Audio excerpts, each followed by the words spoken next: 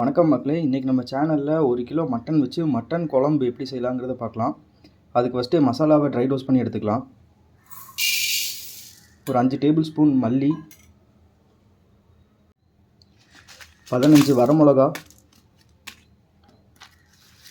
1 table spoon மிளகு, 1 table spoon சீரகம், கொஞ்சமாக பட்டை, ஒரு 3 பீஸ் ஏலக்காய், ஒரு 5 பீஸ் கிராம்பு, அப்புறம் 1 டேபிள் ஸ்பூன் சோம்பு. இது நல்லாவே ட்ரை ரோஸ்ட் பண்ணி எடுத்துக்கலாம்.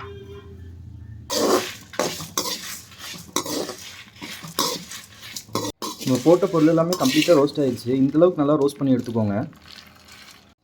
இப்போது வெங்காயம், தக்காளி, இஞ்சி, பூண்டு எல்லாம் வணக்கி எடுத்துக்கலாம். அதுக்கு ஃபஸ்ட்டு ஒரு 50 கிராம் ஆயில் ஊற்றிக்கலாம்.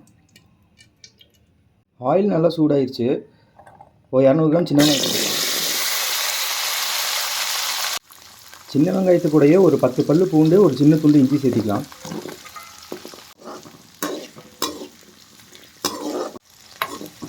வெங்காயம் இந்த அளவுக்கு வணங்கினோன்னா ஒரு 3 தக்காளி சேர்த்திக்கலாம்.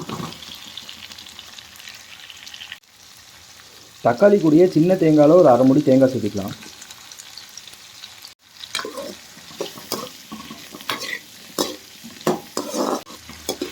நம்ம போட்டிருக்க மசாலாலாம் இந்த அளவுக்கு வணங்கி வந்தோம்னா ஆல்ரெடி வறுத்து வச்சுருக்கிற மசாலாவோட சேர்த்து நல்லா ஃபைன் பேஸ்ட்டாக அரைச்சி எடுத்துக்கலாம். மட்டன் குழம்பு வைக்கிறதுக்கு குக்கர் வச்சுட்டு ஒரு 50 கிராம் ஆயில் ஊற்றிக்கலாம். ஆயில் நல்லா சூடானோன்னா ஒரு 2 பச்சை மிளகா, ஒரு பெரிய வெங்காயம், கொஞ்சமாக கருவேப்பிலை போட்டு நல்லா வணக்கிக்கலாம். வெங்காயம், பச்சை மிளகா வணங்கணுன்னா 1 கிலோ மட்டனை சேர்த்திக்கலாம்.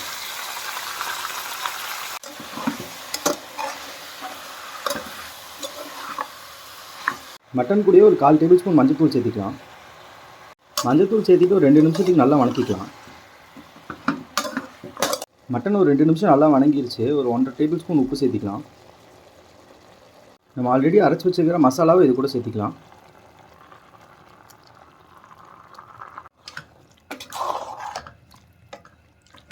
நம்ம குழம்புக்கு சேர்த்த வேண்டிய மசாலா எல்லாமே இவ்வளோ தான். நம்ம அளவு தண்ணி ஊற்றிக்கலாம். நமக்கு எந்த அளவுக்கு தண்ணி வேணுமோ தண்ணி விட்டு நான் ஒரு 5 விசில் விட்டு எடுத்துக்கலாம். நான் இப்போ ஒரு 1 லிட்டர் தண்ணி சேர்த்திருக்கேன்.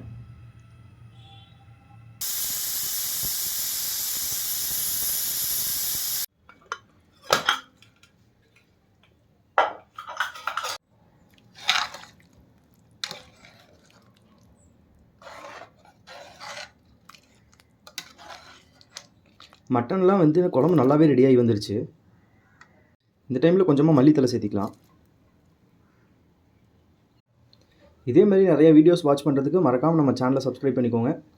வீட்டில் செஞ்சு பார்த்துட்டு எப்படி இருந்துச்சுன்னு கமெண்ட் செக்ஷனில் சொல்லுங்கள்.